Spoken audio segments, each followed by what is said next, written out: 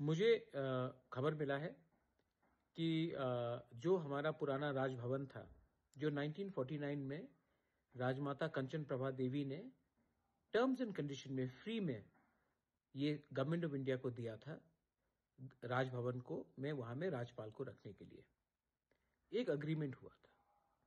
उसके बाद जब आईपीएफटी और बीजेपी का गवर्नमेंट आया तो बात चला कि वहां में एक महाराजा के नाम में एक पब्लिक लाइब्रेरी होना चाहिए, जहां में हमारा त्रिपुरा का, हमारा तिपरासा का कल्चर, कस्टम, हमारा इतिहास को दिखाया जाएगा।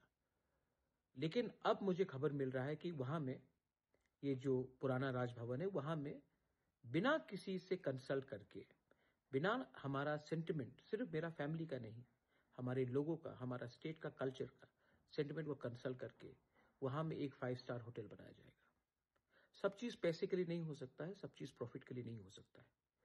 आज अगरतला में हमारे नाम में, तिपरासा महाराजा के नाम में, हमारे त्रिपुरा के कल्चर के बारे में क्या बचा है, और आज जो भी बचा है हमारा इतिहास, उसको भी आप प्रॉफिट मेकिंग के लिए आप बिना हम लोग से बात करके आप यहां में 5 स्टार होटल बना रहे हो।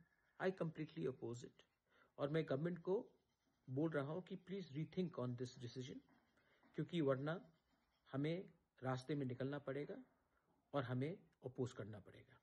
मैं स्टेट के खिलाफ नहीं हूं, मैं चाहता हूं कि स्टेट में टूरिज्म डेवलप हो, उन्नति आए। आप कहीं और में बनाइए, जगह मैं दे देता हूं, लेकिन हिस्टोरिकल प्लेसेस में, वहां में बिना हमारे लोगों से कंसल्ट करके ये सब करना, ये हमेशा हो रहा है।